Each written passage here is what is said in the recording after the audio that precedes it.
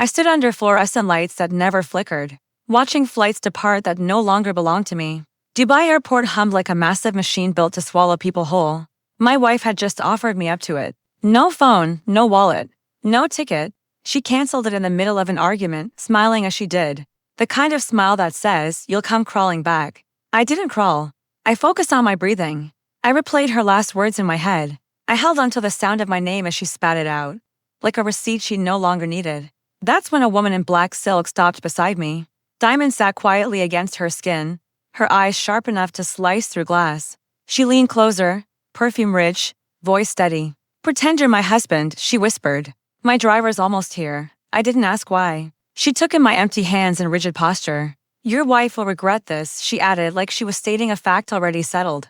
That was the moment everything shifted. I married into money.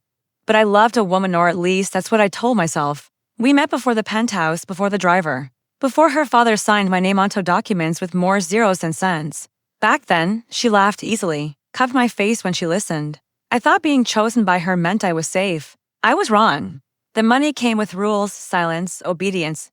Gratitude worn like a uniform. Slowly, love turned into leverage. Arguments ended with canceled cards. Disagreements became reminders of who really owned what. She never needed to raise a hand. She erased me in quieter ways. Dubai was supposed to be a reset, a public display of unity for investors. We fought in the car. I questioned a transfer she made from our joint account. She called me paranoid.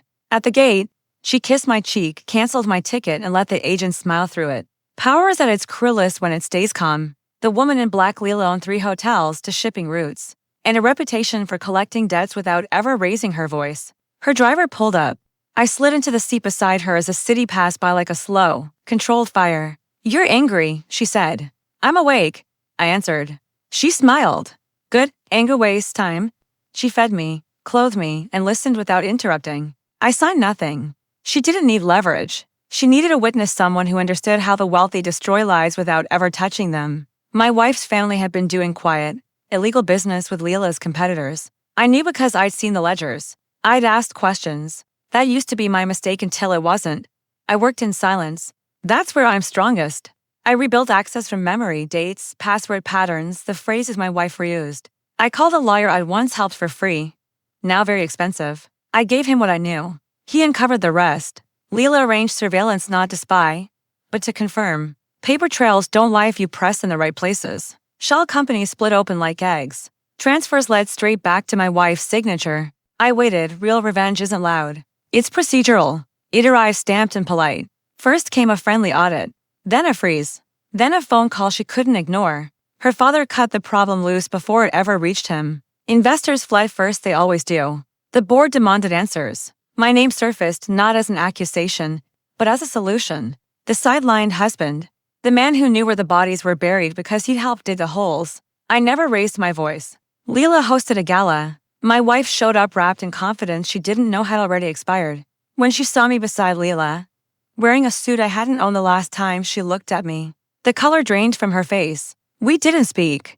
We didn't have to. The announcement came during dessert. Partnerships dissolved, accounts restructured. Control transferred temporarily, pending investigation. Temporary becomes permanent when trust disappears. She found me later near the terrace, searching my face for the man she abandoned at the gate. "I made a mistake," she said. "No," I replied.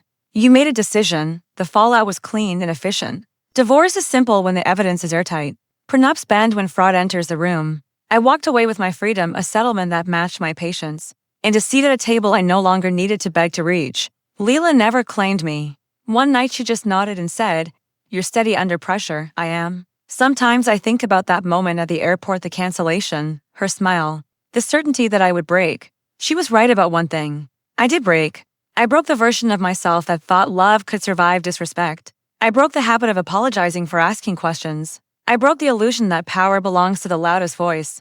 Now I travel with my name intact, my phone charged, my wallet full not of money, but of choices. If she ever hears this, I hope she remembers the gate number, the unblinking lights, the moment she thought she'd won. She didn't lose because I took revenge. She lost because she taught me.